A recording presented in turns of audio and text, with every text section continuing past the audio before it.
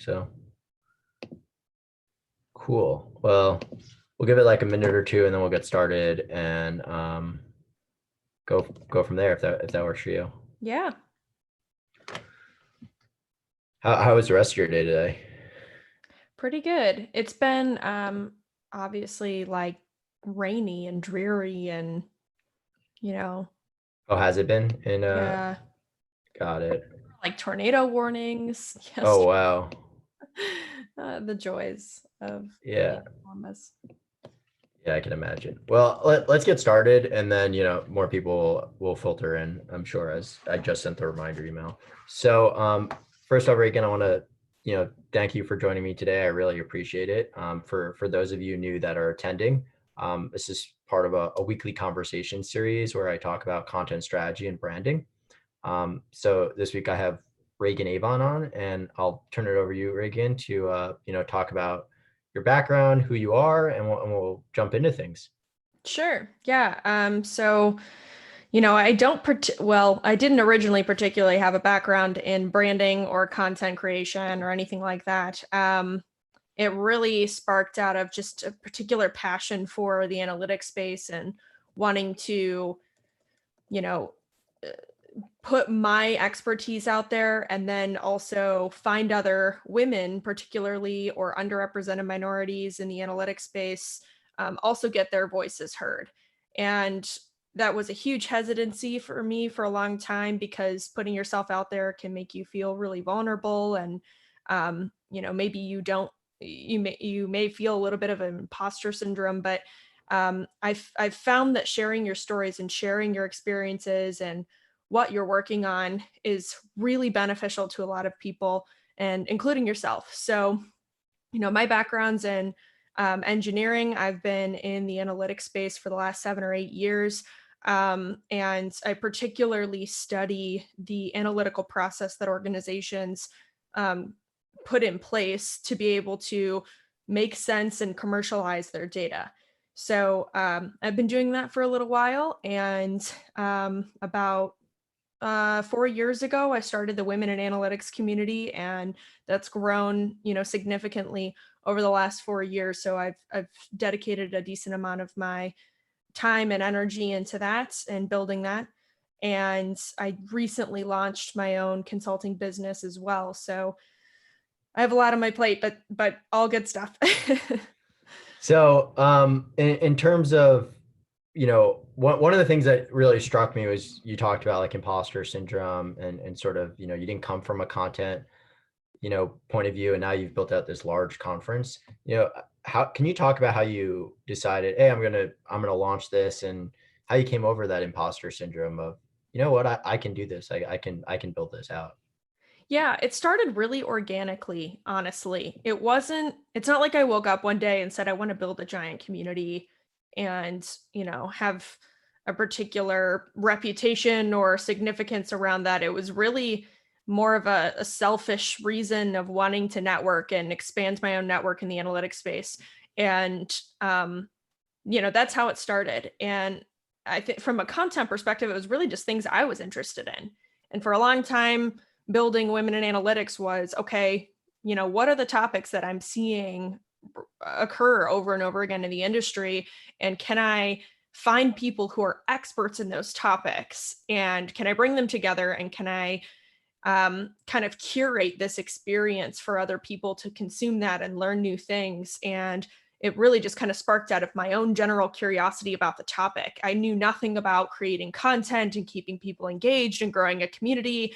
That wasn't really my area of focus. It was more so I'm benefiting out of these people, bringing these people together and listening to their experiences. And I know other people will benefit from that as well. And then it turned quickly into a passion for recognizing the importance of having an equal opportunity to become a thought leader and an expert in a particular field and kind of equalize that idea of this is what the typical person looks like in analytics. Got it. And that's really great. So I guess, for your first year, you touched on, the origin behind it and stuff. How did you guys go about like getting that first conference launched? What the prep look like going into that? Yeah. And you were a senior in college at the time, right? Yes. It was like a very, very small scale evening event. So, you know, I partnered with a couple of people who are very connected, and they helped me get, bigger names to participate. And I think that was very appealing to the community. And, I had originally figured maybe 25 people will show up because this is the first time we've done something and I have no idea what I'm doing, like down to trying to create a program and printing that out. And it was just like a whole, I kept the program from the first year. I should show you what it looks like. But basically, just having that affiliation with having people resonate with the mission and my vision on what I wanted to do and care about that, and then utilize their network to make it come to life and make it legit. It attracted 125 people to gather into the room together. We had no marketing money. We didn't do any sort of marketing at all. It was just through word of mouth. And it made me realize how big of a need that was. And, that's why we kept doing it year after year. It wasn't really this initiative to like keep growing it, but rather, wow, people really want this. So I'm going to continue to do it. And it's bringing a lot of value. So, on the word of mouth piece, I guess you talked about bringing bigger names. Do you think that contributed to that word of mouth? And one of the things I always talk about, and it's been a recurring conversation with many of our guests, is leveraging their network and leveraging bigger people with bigger audiences. Do you think that was the critical component to achieving that success and getting 5 times what you wanted to attend? It's definitely a component, and a strong one, because there's some kind of legitimacy tied around that, right? Because if somebody that is extraordinarily experienced and busy takes time out of their day and affiliates their name and their brand with something you're doing, I think that just inherently provides a legitimacy around what it is that you're trying to accomplish, and people look for that. They look, okay, how legit is this going to be? What kind of quality do I anticipate this being? Because when you first launch something, unless you have an established brand yourself, people don't know what to expect of it. So why would they invest their time into doing that? So I think it's definitely an aspect of it. And I think utilizing people with a network who will vouch for you is another piece to that as well. I mean, Ben Blankera, everybody, if you live in Columbus and you're in tech, you know who he is. And, I I was, guess, sorry to interrupt. I would say for those of you because we have people across the globe and right. who watch this. So Reagan lives in Columbus, Ohio, and Ben is he runs a newsletter there that is probably the most read newsletter in the Columbus tech scene. So he, is a power player, I guess is a good way to describe Yeah, him. he's just extraordinarily connected. So when you have somebody like that who's willing to vouch for you and believe in what you're doing and, spread the word on your behalf, it kind of makes or breaks something like, launching an initial event. So I attribute a lot of its success in initializing it and growing it to him and others like Dave Cherry, who is an advisor of ours who's in a similar boat. But yeah, I think it's really important to get those types of people on board with your mission and what you're trying to accomplish. And that's a lot of the initial success that we saw was from that. So, and I want to dive more into the analytics piece before I do, I guess on that note, for those looking to connect with those super connectors, how do you make those first connections? What are, because I, again, and we talk about the word optics a lot. I think that's a big word, not just in politics, but in business as well, is yes, the quality is important, but it's also the optics of, how that appears, whether it's a product, organization, whatever it is. And a lot of that is driven by these super connectors that help legitimize, these types of products, events, again, whatever it is. How do you make those connections? How do you get them to vouch for you and build those connections? Yeah, I think, you have to start to establish your own personal brand before you do that. And it's hard to talk about a personal brand in this abstract sense, but what it really is that I always think of it in two different ways. What are you a subject matter expert of? What is your area of focus. And for me, that would be analytics. And then there's the kind of characteristic piece about you, which is, are you always on time? Do you always say what do you always do what you say you're going to do? Um, it's these kind of character components of who you are as a person. And when you've got evidence to show that you're established in both of those dimensions, people can pick up on that. And so I think there's some, essence of authenticity around those two things that people will resonate with. And so building those relationships and always knowing when you can give back and, are you also a valuable connection to have? It's not just a one way, like, hey, help me out, spread the word, but what else can I do for you? And you can do that in a lot of different ways. So I think establishing those relationships in that capacity is important.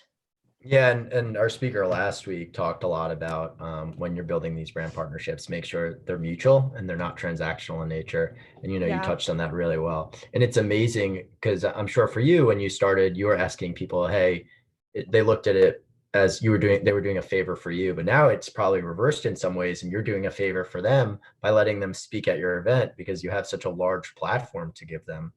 So, I think for many, hopefully they're thinking about investing in that long game, realizing that if you're Yeah. successful, you can become a platform for them. I think you're absolutely right. People who were involved early on are seeing benefits of continuing to be involved now that it's at the level that it's at. And they've significantly contributed to growing it to where it is. So, I do think that there's this element of giving back where maybe you're not necessarily looking for anything in return. And there's a lot of people affiliated with the organization and community that have that type of mentality, which is great. And then there are some other people who are looking for some kind of return on that, which is a network or connection to somebody that, we fly in from halfway around the world to come speak at our conference. So, yeah, I think as you start to get bigger and you start to bring more value to a community, you can start to give back to those people who initially vouched for you and initially helped you get to where you are.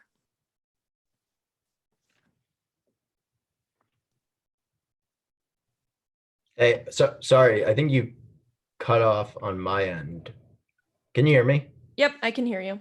That was weird. I had an internet connection stability issue there. So hopefully everyone else heard you. But I'm at my house, so this is the first time I've streamed here. So I'm usually in Cleveland, so I guess the internet isn't as stable. Hopefully I don't have any more issues, but I think I heard the gist of that. One of the things I want to, I guess, dive into from, you were talking about people now flying in all over the world and stuff, and you've built out, this, you've really become a thought leader on the analytics side.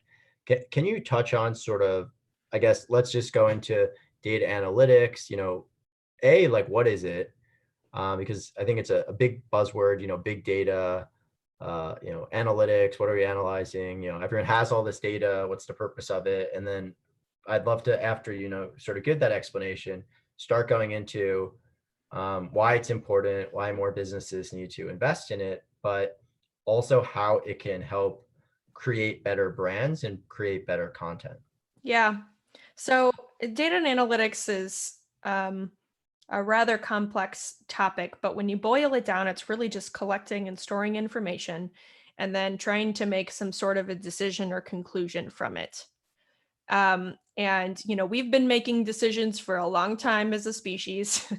We collect information physically through sight and sound, and we make some sort of conclusion, or else we wouldn't be doing anything day to day. And really, this boom of data and analytics sparked out of the fact that we have, you know, computers that can store and compute much faster than the human brain can.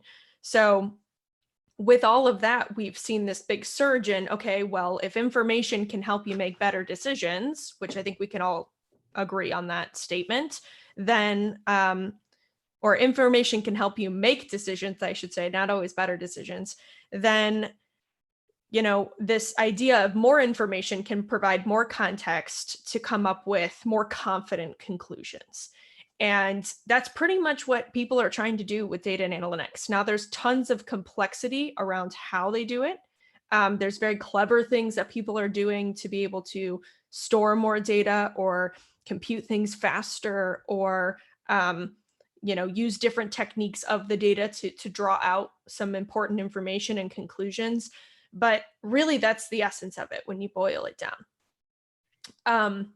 And you've seen a huge surge of this because people are starting to use predictive capabilities that allow a better product experience. For example, I always use the Netflix example. Just being that feature where you have a recommendation of what you may want to watch next. And businesses are starting to commercialize on their data and streamline a lot of processes internally with it. So, there's a extraordinary amount of value associated to it, and companies are starting to realize that and invest a lot of money into it. And I don't know if you saw yesterday with the New York Times, they announced that their advertising platform, they were sort of going to bring it in-house and start using that data to do their own advertisements. And I think, again, that sort of goes to your point of how valuable data is.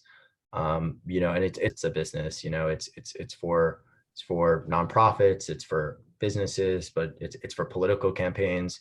They're all trying to harvest as much data as possible and figure out how to monetize it. And another deal that I don't know if many of you saw in the chat was, Giphy acquisition. Facebook bought it for $400 million. And that's like so crazy because, I'm sure you use emojis and GIFs, and it's like that has value, but they want to judge sentiment of, oh, I'm using this gift of Tom Cruise jumping on the couch with Oprah. And that can be used to leverage, decisions. So I think those are just two real world examples at the moment of how powerful data is.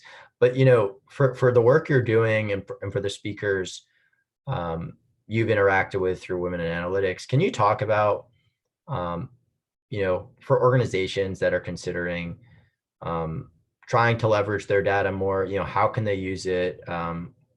Especially from, a brand building point of view, content strategy point of view, and what, they have, let's say, a bunch of emails that they've collected over the years, and they know open rates, and maybe that's a bit of a low level one, but like, what can they be doing on the automation side? And I don't know if we want to get into the nitty gritty, but Yeah. you can sort of decide, let's talk high level or get into the nitty gritty of that.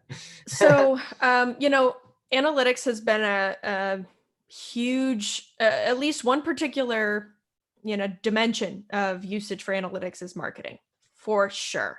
And that's because of the sheer amount of data that we're able to collect on people. And you mentioned one data point, which is email, which is great. That's how we can communicate with people.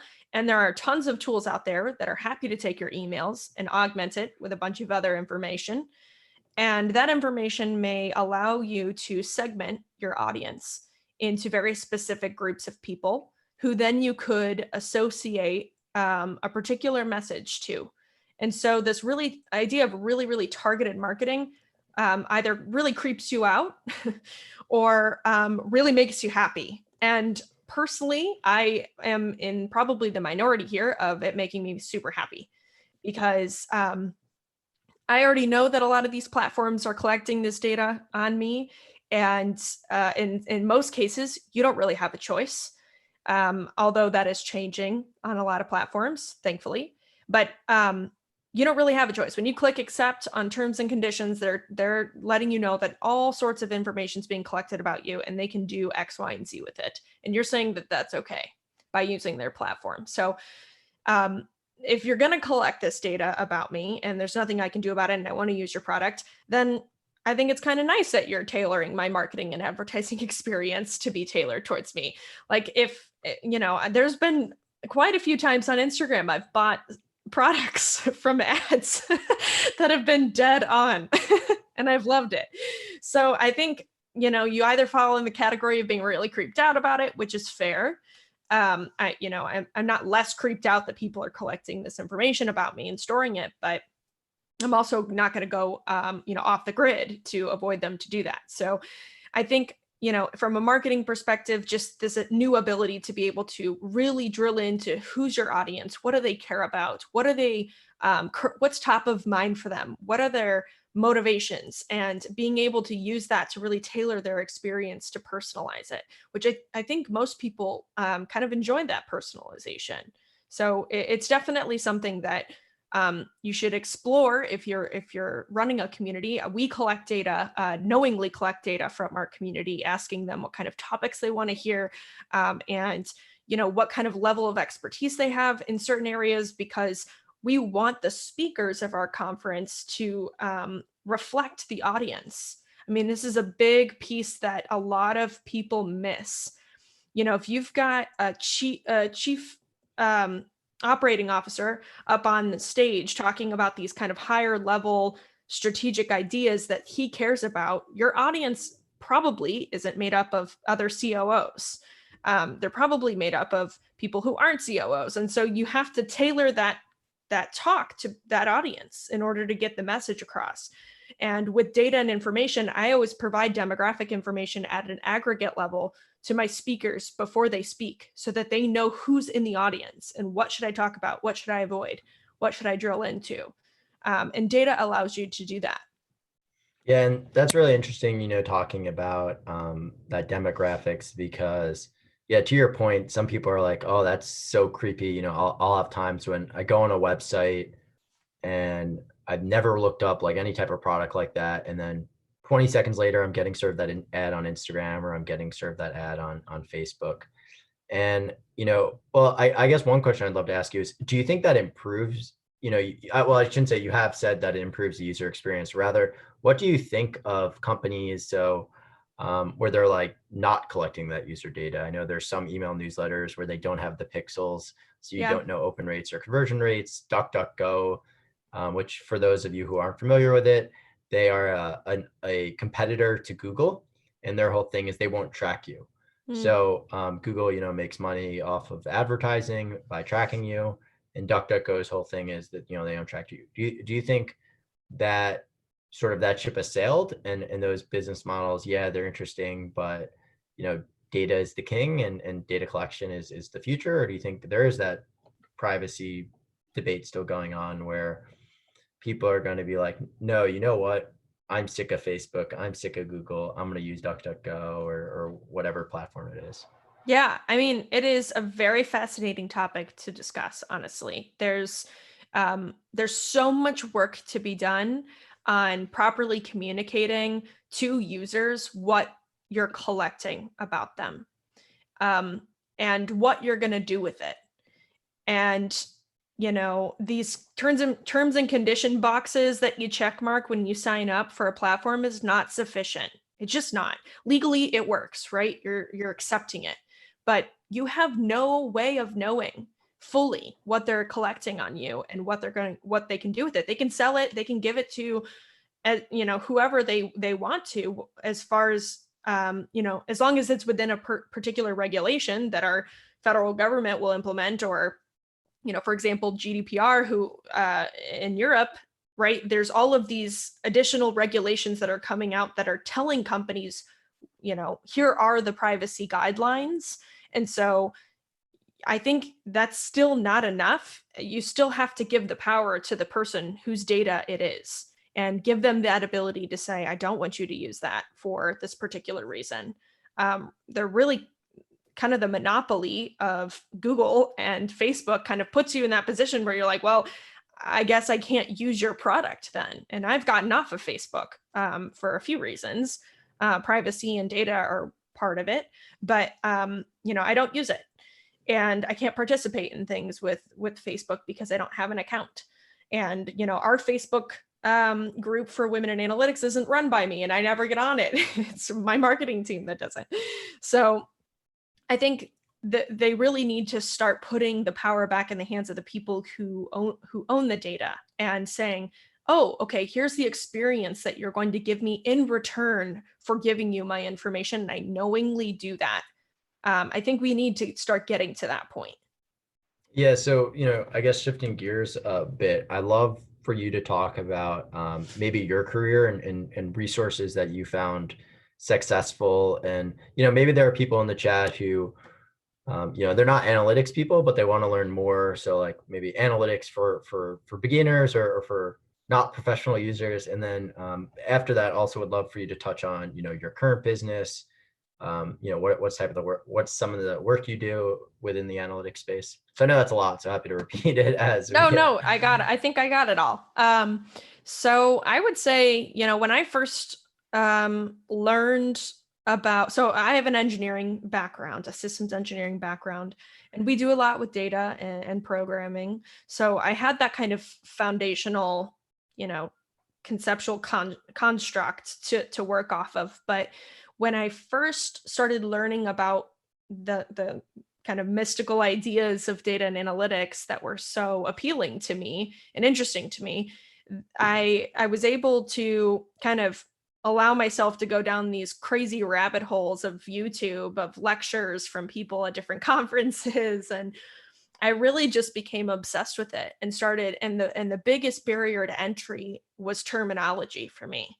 There would be a YouTube video I'd watch, and then they would say like 25 things. I had no idea what they were, so I couldn't grasp the full concept of what they were talking about. And then I would start searching those 25 things, and next thing you know, it's like 2 o'clock in the morning. And I mean, like, that's just really the reality of what the initial stages of me getting into this looks like. And I still have a lot of moments like that too. But I would just say, like, it's such a vast industry and a vast concept that you could really start wherever and just start pivoting into things that interest you. If you're trying to become somebody who just understands it conceptually, or somebody who's actually doing the work, the path looks a little bit different. If you're going to be doing the work, you have to understand how to work with data, and you have to know basic statistics, and you have to learn how to program. And if that's interesting to you, which it was interesting to me, and I went through all of that and still do a lot of it, then there's a lot of free online courses. And what are examples of some? And I know someone wrote in the chat, like, I guess, what are specific examples? Sure. And I know you teach one, by the way, so also, give a shout out to oh yeah. So there are some free online courses you can take on Coursera or Code Academy. But I also work for a company called Cognitier that offers courses for introduction to Python, introduction to data science, and data science and finance, introduction to SQL. So there's a lot of courses out there and a ton of material. The nice thing about this industry, it's open source. So there's huge communities of people who are always talking about any topic that you can think of. So, yeah, and I see we have a question. So I'll go to the question from the chat first, and then have another question for you on that. But Jerry asked, how do you think technologies like blockchain will change or are changing the way consumers protect their data as well as profit off of it? So I think in addition to that, I guess besides just blockchain, what are some of the ways technology in general is influencing data? Things also like AI, and let's just throw in buzzwords in general. As many as possible. Yeah, like, because I know from the blockchain point of view, right, there's this whole thing around people should own their data and they can tokenize it to profit off of it, which, from my point of view, I haven't actually seen practical examples of that. Maybe the Brave token is the only one, which I don't know if you're familiar with, but what else are you seeing? Are you seeing technologies like that actually making an impact, or is it right now just more theoretical and a lot of hurrah? Yeah, so I can't speak specifically to blockchain. I know what it is. I've looked at the technology and how it works. But I am no expert in it, and I have not a clue which use cases are like practical or not. So you could probably answer that way better than I could. So yeah, well, so I guess to sort of extend on Jerry's question, new technology in general, so not just blockchain but AI. Sure. I know we touched on it a bit. Do you see have you seen anything where it's really making a revolution in the technology space? So for privacy specifically? Yeah, so privacy specifically, and maybe other things too, right? Because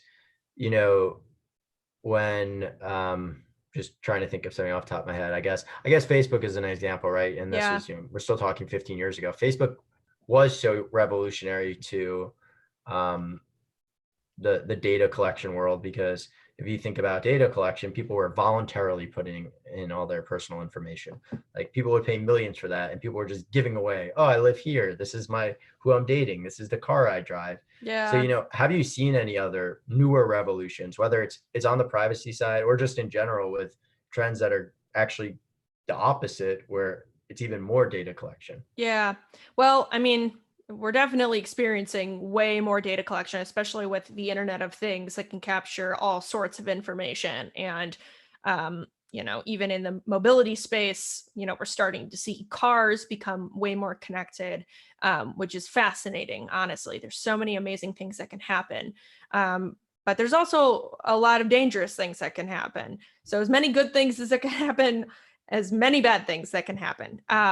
Unfortunately. But there's some really interesting concepts that I've come across recently. I've been doing a really interesting project that is working with, data privacy and sensitive data within organizations. So there's this idea of a data user, which is a data scientist or an analyst who is, running algorithms or building models on sensitive data and making the procedures and policies within the organization strict enough so that that private data stays private and isn't exposed in any way, shape, or form. So that's really, once the data is captured, what kind of privacy regulations and policies are put in place to protect that data once it's there. And you can think of this, in the healthcare or pharmaceutical industries. Honestly, they have highly sensitive data. And then on the other side of that is where it's being collected and how. And, we touched on that a little bit. And as far as technologies go to revolutionize that, I honestly think it's a policy thing. We can enable as much as we want from a technology perspective to try to support those policies, but it's really going to come down to either the consumers are going to refuse to use certain products, and we're going to start to see this revolution of the consumers are pushing back on these organizations. They now have the leverage, which is what I hope we're kind of getting to. Or, there's going to be some serious implications from a policy perspective, where you're going to see a lot of lawsuits happening and a lot more strict regulations put in place around collecting and storing and using the data. So I hope both happen. I really think that, from the collection perspective, it's going to be this idea of the consumers getting their power back around data. But then in addition to that, some policies. Yeah, and that's really helpful, and I think that's a good explanation. I want to give you the opportunity. Can you talk about, so you were at a startup, and I'm drawing a blank on the name, but you just left and you started your own consulting practice. Yeah, Can you talk about what you do, what some of the work, clients, things like that? sure. Yeah, I recently went off on my own, which is very exciting and terrifying experience, but very rewarding. And this company that I launched is really around this idea of putting standards and processes in place for organizations to efficiently go through this cycle of data collection, analysis, and operationalizing it. So if you can think of the entire, I almost conceptualize it like a Honda plant or something, right? Where they're producing a car. And from start to finish, there's this whole process of collecting data and then storing it and then doing quality checks on it and analyzing it and creating something meaningful like a data product, a model, a dashboard, and then doing something with it. And it's a really, really, really hard thing to solve. Companies are pouring millions and millions and millions of dollars into trying to start this process and then manage it. And my consulting and kind of freelancing business is around helping these companies make that change. So there's the technology side of it, which is how do we even evaluate the right technologies to use for this whole thing? And then because there's so many, And then there's the, cultural side and the process side of it, which is really shifting people's minds to how do you even make requests to teams to provide you with information in the right way. That sounds so simple, but it's really, really hard. You've got to think things through and really understand the context of the data and again, how it's being collected and um, what's included and what's left out and what kind of quality issues exist. And it's a long, difficult process. Yeah, I think that's one of the really interesting things about, the business you're in and data analytics, especially working with like larger enterprise companies, is they have like the opposite problem. Most people are like trying to find ideas, for whatever thing. And for, bigger companies with the data they have tons of data points that they can create into stories, create into new products, new product features, but they don't know where to start. For Yeah. folks like that, what does your process look like of starting to dig into the data, to starting to go, okay, here's a good data point to start with, or here's something that I can connect to tell a story? Because I think a lot of, when I think about data, is that yes, this is telling me something, but is the sample size large enough? Yeah. Is this meaningful? I it to me, a lot of these companies have been collecting data for a while, for a long time. I mean, think about insurance. Insurance is based off of data, um, and they've been doing it for forever. But the hard part is, I mean, you can almost think of it like a warehouse, and they're just getting all of these boxes of things, and they're just throwing it in the warehouse. And then you're going to try to do something with all of it.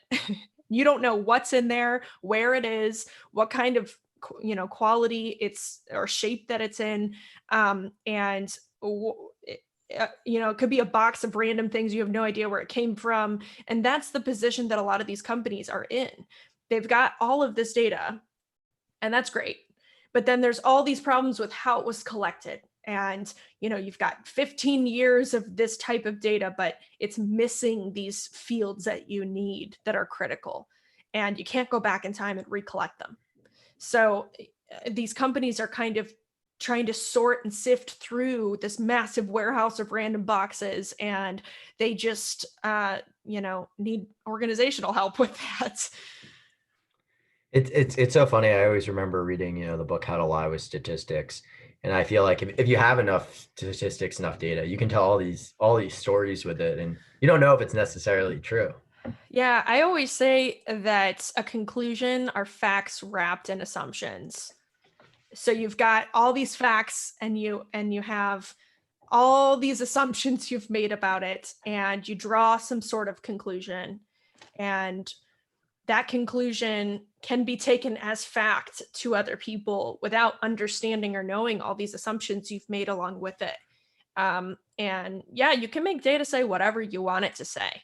It's really whether or not you're willing to step back and take a look at what it's actually telling you, and and explore some of those assumptions a little bit further. Yeah, I might steal that line for a Sure. tweet later. I'll give you credit, of course. That's great. But by the way, everyone, we're coming on at the last 5 minutes. I try to keep these to 45 minutes. So if you do have any last questions, feel free to put it in the Q&A and put it in the chat. But I don't know if you can touch on this. So what are some of the clients you're working with? And you don't have to give the names, but like, large insurance company, I'm helping them with XYZ. How are you finding your clients?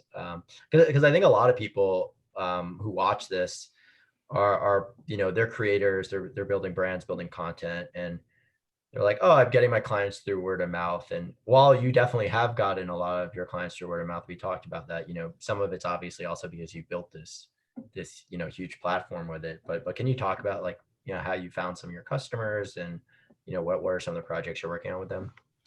Yeah, so I'm working for a transportation business right now, and doing a lot of kind of uh, more so project management, product management work, and implementing some of these standards around this fulfillment process of data requests.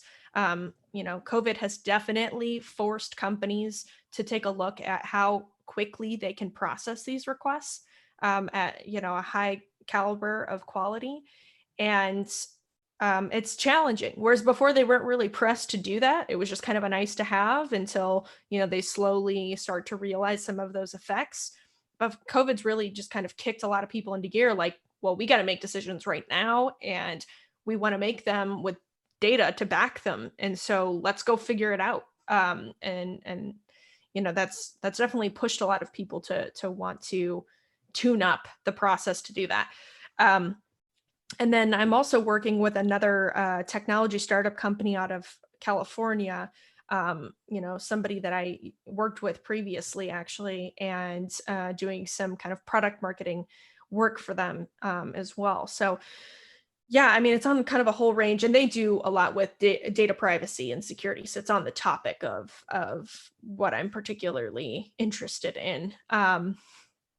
But so far it's been word of mouth, and quite honestly, it's because I've established a decent community and network of people to talk to, and established a brand in some capacity that people want to work with me. So I think I definitely need to start getting more creative about my new business on content creation. I've been kind of lacking in that because I focus a lot of my energy into women in analytics, but that'll be kind of my next step of the sales and marketing process for the consulting business. And hopefully, you post this to your YouTube page and everyone's gonna be like, wow, I did Oh, this conversation with Ari Lewis. I need to hire Rehgan today.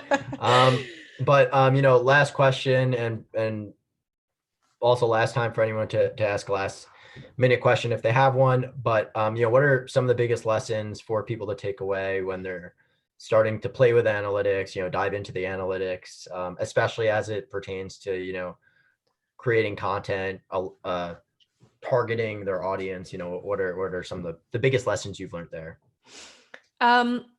Avoid, if you're just getting into it, it's hard to avoid buzzwords. It really is, because they're often, marketing techniques to get people excited about something. I remember thinking digital transformation was such an odd concept to me until I started understanding what it is that they meant by that. But I was thinking, like, as opposed to analog, like I was very confused. But I think just trying to break down the terminology in the field and try to really understand what it is people are attempting to say. People will throw around AI and ML all the time. And, it's not in your favor to adapt some of that terminology without understanding what it means. So I would say, avoid the buzzwords as much as possible, in the sense of just using them blindly, and try to dig into what it is that people are trying to talk about with them. And if you're trying to get into the execution part of analytics and become a data scientist or an analyst, don't get super hung up on, again, the buzzwords, but also the tools. Like, just start to ground yourself fundamentally in some of the concepts of analytics. Like, I would say brush up on your statistics and start there. And then, tools are a way for you to execute and help you execute on those concepts. So I would advise people to remember that. Well, I want to say, Rehgan, thank you for joining us. Really appreciate it. For those of you who want to watch this again, I'm posting in the chat my YouTube page. Please also subscribe to it, because I'll appreciate you. And you'll also get up-to-dates on each weekly webinar I do. So it'll be on the YouTube page. I also cut these videos into highlights. And then next Tuesday, I'll write a review summary of what Rehgan and I talked about. So thanks again for joining, and Rehgan, thanks for participating and letting me interview you. Thank you. I appreciate you having me on here. It is very exciting to see what you're doing with all of this. I'm a huge fan of what you're all doing at OhioX as well, and just excited to be a part of it. Great. And I'll share Rehgan's contact information on the YouTube page and via email. Have a good day, everyone. Thank you.